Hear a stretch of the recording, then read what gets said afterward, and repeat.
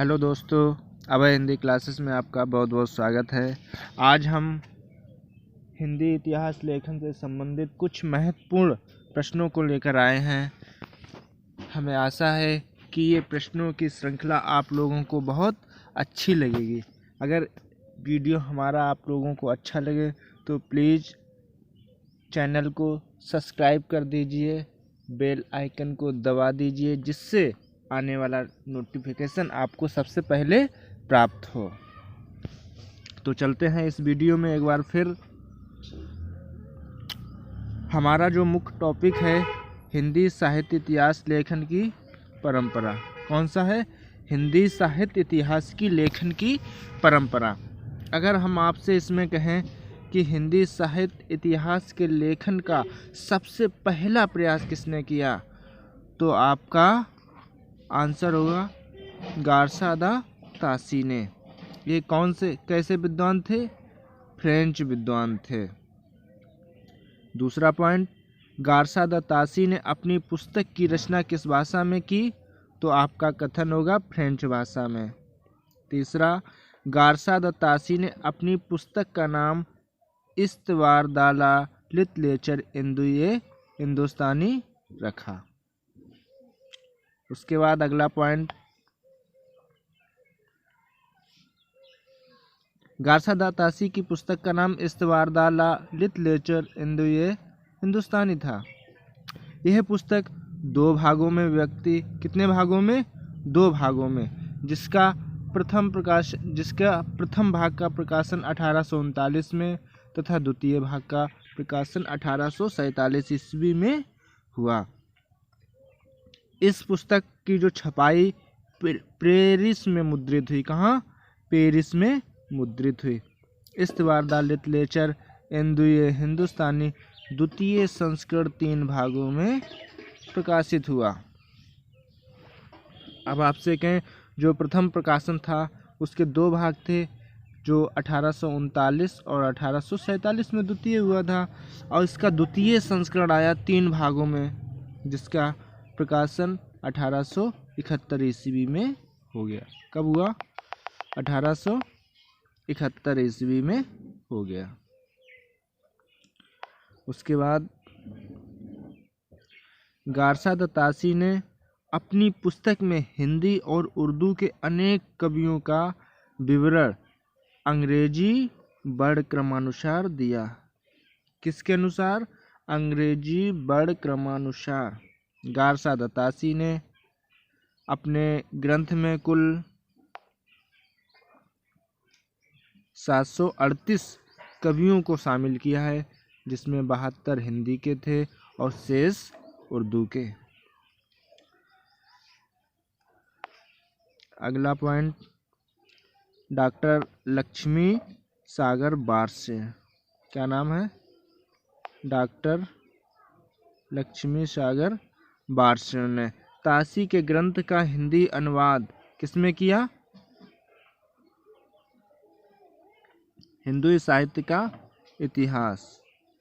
Doctor Lakshmi सागर बारसे ने तासी के ग्रंथ का नाम इस्तवारदाला लिटरेचर इंदुए हिंदुस्तानी, उन्होंने इसका अनुवाद हिंदी साहित्य का इतिहास नाम से 1552 ईस्वी में किया। कब किया? 1552 ईस्वी में। तासी की पुस्तक इस्तवारदाला लिटरेचर इंदुए हिंदुस्तानी में इंदुई के लिए हिंदवी और हिंदुस्तानी के लिए हिंदुस्तानी उर्दू शब्द प्रयुक्त हुआ है। हमने आपको पहले भी वीडियो में बताया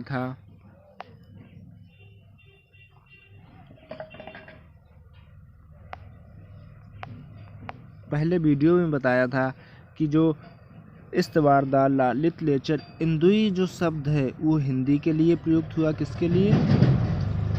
हिंदी और हिंदुस्तानी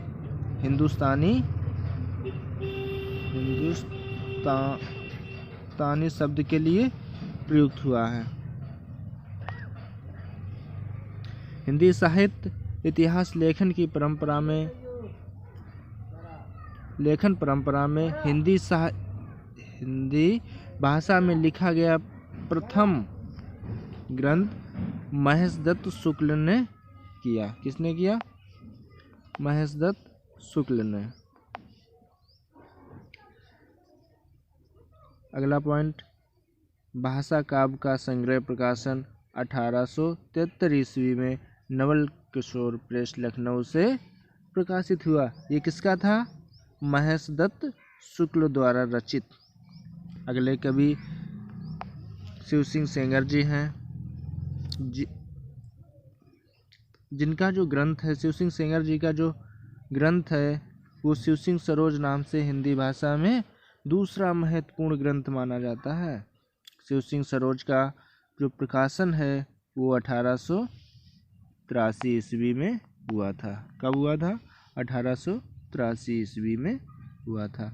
शिव सिंह सरोज ने अपने ग्रंथ में 838 कवियों को शामिल किया है, जिनके जीवन चरित्र तथा उनकी कविताओं के उदाहरण दिए हैं। किसने? शिव सिंह सेंगर जी ने।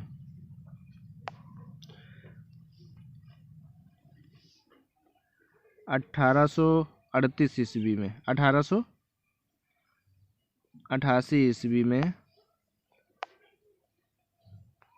1888 ईस्वी में एशियाटिक सोसाइटी ऑफ बंगाल की पत्रिका के विशेषांक के रूप में जॉर्ज ग्रियर्सन द्वारा रचित modern vernacular literature of Hindustan. अब देखो, सबसे पहले हमने आपको पढ़ाया गारसा दत्तासी, उसके बाद महेशदत्त, फिर आए शिव सिंह सरोज। अब उसके बाद अंग्रेजी विद्वान जॉर्ज ग्रियर्सन, जिन्होंने 1888 ईस्वी में एशियाटिक सोसाइटी ऑफ बंगाल की पत्रिका के विशेषांक के रूप में ग्रियर्सन द्वारा रचित the modern vernacular literature of Hindustan का प्रकाशन कराया।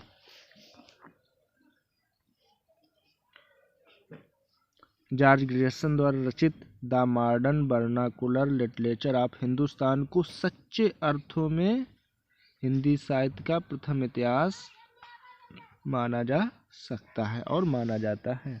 ग्रियर्सन ने अपने ग्रंथ में 952 कवियों को शामिल किया है। अगला, डॉक्टर किशोरीलाल गुप्त ने the modern vernacular literature of Hindustan का हिंदी साहित्य का प्रथम इतिहास, बहुत महत्वपूर्ण क्वेश्चन है ये। डॉक्टर किशोरीलाल गुप्त ने the modern vernacular literature of Hindustan का प्रकाशन, मतलब हिंदी अनुवाद, हिंदी साहित्य का प्रथम इतिहास के रूप में किया है, जिसका अनुवाद करके 1957 में इसका प्रकाशन कराया गया।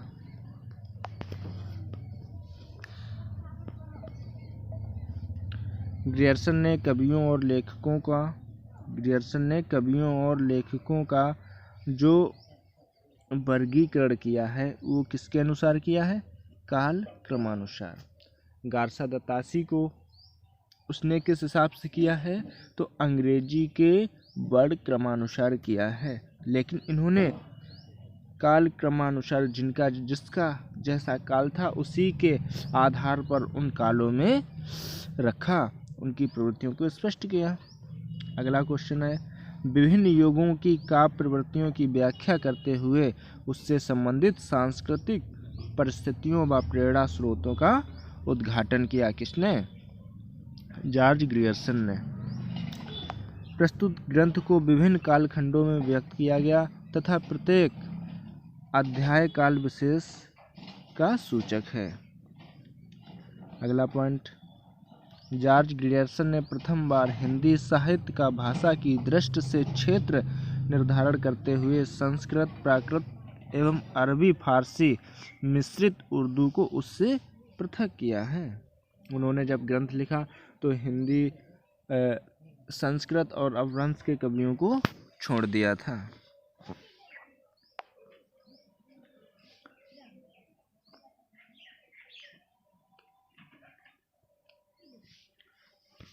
हिंदी साहित्य के विकास क्रम का निर्धारण चारण काव्य, धार्मिक काव्य, प्रेम काव्य, दरबारी काव्य के रूप में किया। किसने किया? अगर आपसे कहें चारण काल जो शब्द है इसका प्रथम बार प्रयोग किसने किया, तो आपका आंसर होगा जॉर्ज ग्रियर्सन। इन्होंने जब काल विभाजन किया तो चारण काव्य, धार्मिक काव्य, प्रेम काव्य और दरबारी काव्य के रूप में विभाजन किया है। अगला पॉइंट, 16वीं शताब्दी से 17वीं शताब्दी का जो युग है वो भक्ति काल कहा जाता है। हिंदी का काव्य स्वर्ण युग मानना ग्रियर्सन की महत्वपूर्ण उपलब्धि है। आपसे कहें कि जो 16वीं 17वीं शताब्दी का युग है ये भक्ति काल युग है। भक्ति काल शब्द का प्रयोग, भक्ति काल को स्वर्ण युग सर्वप्रथम किसने माना है, तो आपका आंसर होगा जॉर्ज ग्रियर्सन ने। जॉर्ज ग्रियर्सन के बाद अब आते हैं मिश्र बंधु। जो मिश्र बंधु की रचना है मिश्रबंध विनोद, कौन सी रचना है, मिश्रबंध विनोद नामक इतिहास मिश्र बंधुओं ने लिखा है। मिश्र बंधुओं में गणेश बिहारी मिश्र और श्याम बिहारी मिश्र और सुखदेव बिहारी मिश्र, ये 3 भाइयों का समूह है।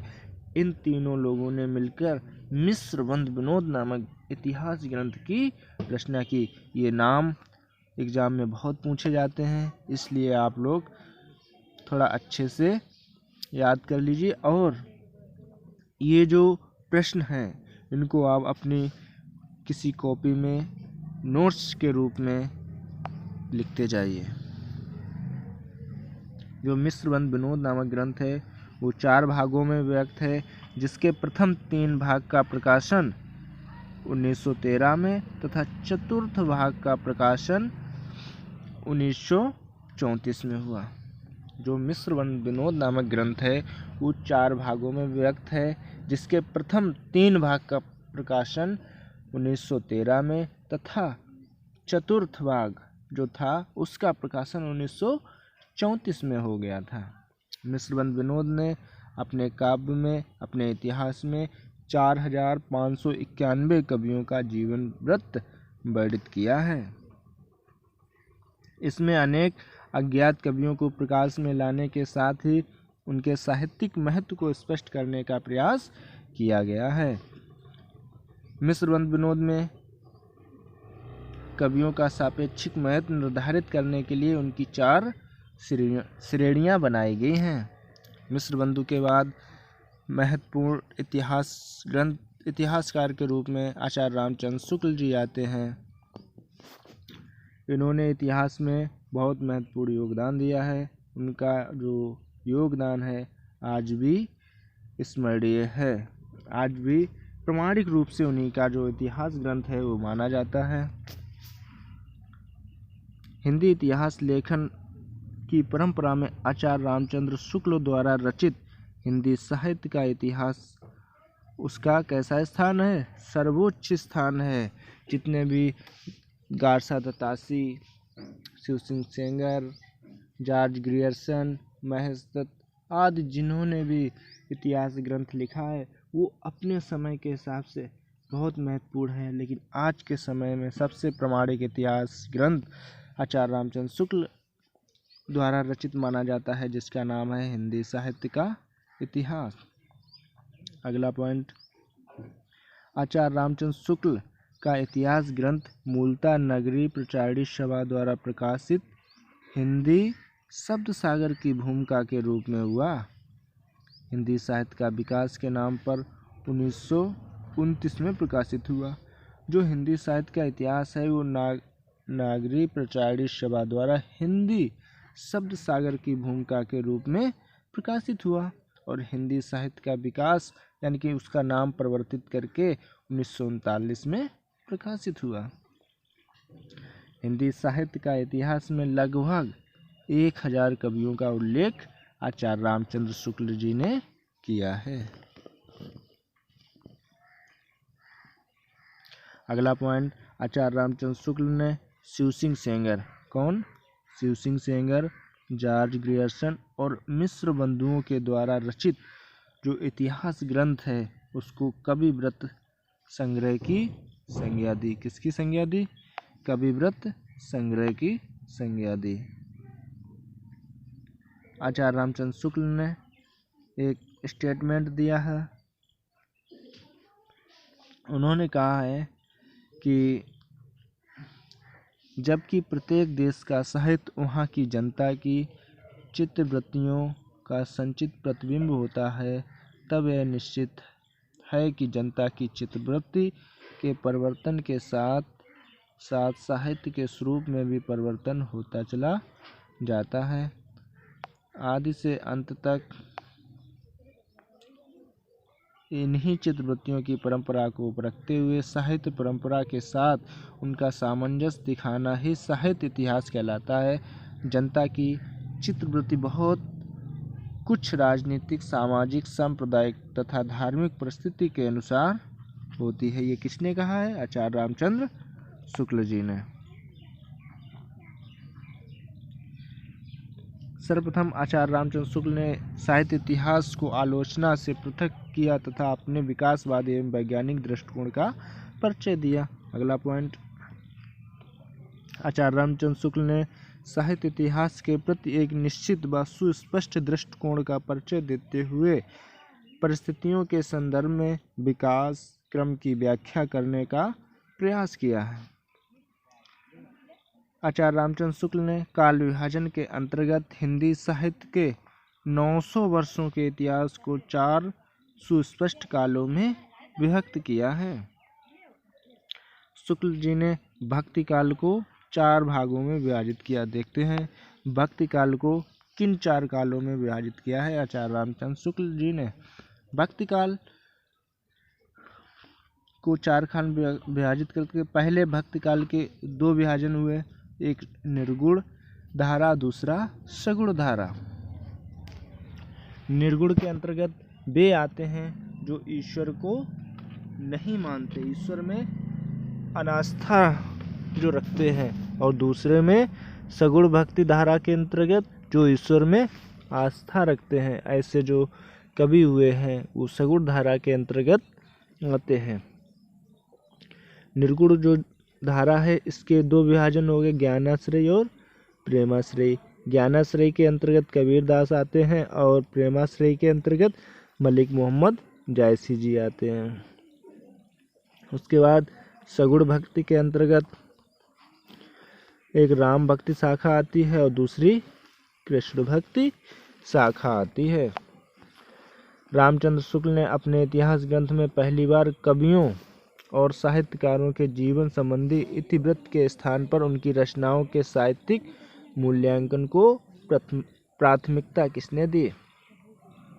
अगला महत्वपूर्ण प्रश्न, एडविन ग्रिप्स महोदय ने 1917 ईस्वी में अंग्रेजी भाषा में ए स्केच ऑफ हिंदी लिटरेचर नाम से हिंदी साहित्य का एक संक्षिप्त इतिहास ग्रंथ लिखा। क्या नाम था उसका? ए स्केच ऑफ हिंदी लिटरेचर नाम से 1917 में एडविन ग्रिप्स महोदय ने लिखा। इन्होंने हिंदी साहित्य के इतिहास को 5 भाग विभाग किए। किसने? एडविन ग्रिप्स महोदय ने। उसके बाद सन 1920 ईस्वी में F.E.K. ने अंग्रेजी भाषा में ए हिस्ट्री ऑफ हिंदी लिटरेचर नामक इतिहास ग्रंथ लिखा। किसने? F.E.K. महोदय ने। उसके बाद तज़किरा-ई-स्वराय हिंदी, क्या नाम है? तज़किरा-ई-स्वराय हिंदी 1848 ईस्वी में नामक इतिहास ग्रंथ मौलवी करीमुद्दीन, किसने? मौलवी करीमुद्दीन द्वारा लिखा गया। इसमें कुल कवियों की संख्या 1004 है, जिसमें हिंदी के 62 कवि। इस ग्रंथ में प्रथम बार काल क्रम का ध्यान रखा गया। अगर आपसे कहें मौलवी करीमुद्दीन द्वारा जो रचित इतिहास ग्रंथ है उसका क्या नाम है, तो आपका कथन होगा तज़किरा-ई-स्वराय हिंदी का प्रकाशन 1848 ईस्वी में हुआ था, जिसमें कवियों की संख्या 1004 है और हिंदी कवियों की संख्या 62 है।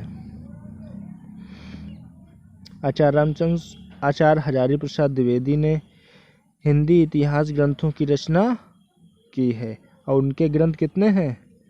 3 ग्रंथ हैं।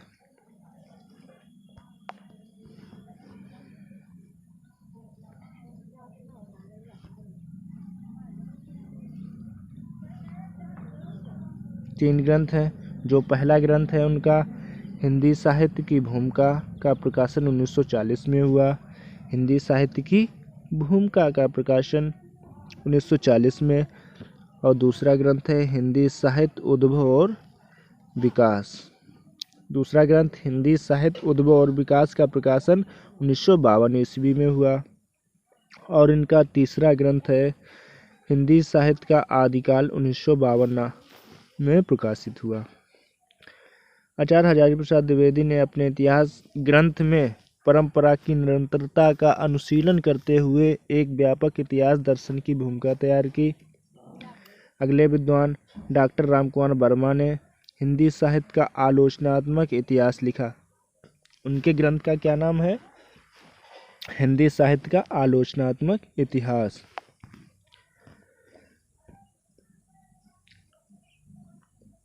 हिंदी साहित्य का आलोचनात्मक जो इतिहास ग्रंथ है वो उसका प्रकाशन 1938 ईस्वी में हुआ।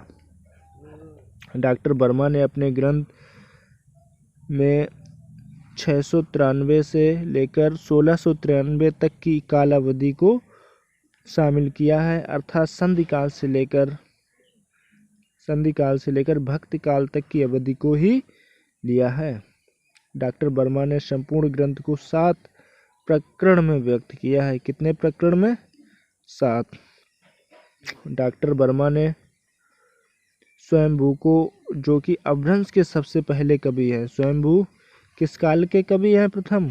तो आपका कथन होगा अपभ्रंश के। लेकिन वर्मा जी ने हिंदी का प्रथम कवि मानते हुए हिंदी साहित्य का आरंभ 693 ईस्वी से माना है। नागरिक प्रचारित सभा से हिंदी साहित्य का बृहद प्रकाशन 16 खंडों में हो चुका है।